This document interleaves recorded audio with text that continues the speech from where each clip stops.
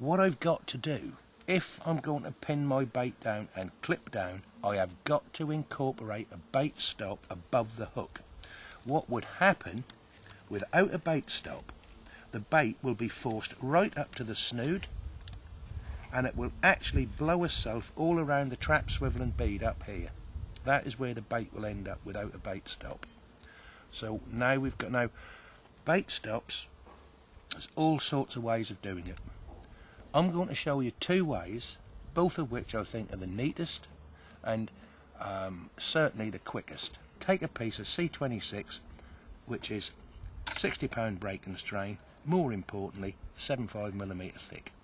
Take a very sharp blade, Stanley knife, or in this case a very sharp knife, and I'm now going to cut the end of that from there on a taper, and I'll show you how we do it. I'll put the blade right into it and cut through.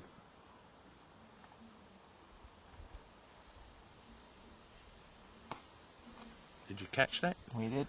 And as a consequence, I am now able to feed that through an aero match bead on the snood.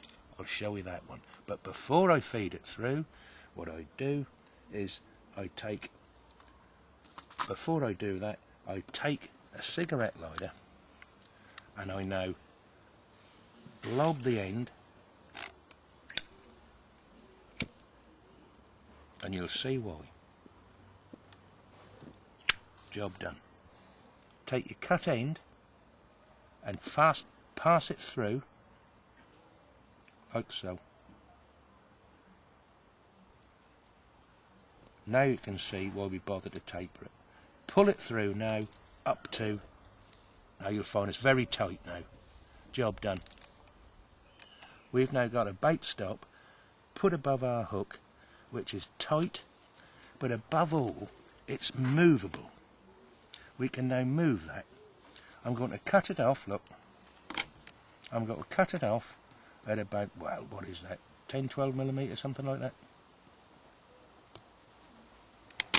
And then what I'm now going to do, tease it out at a right angle.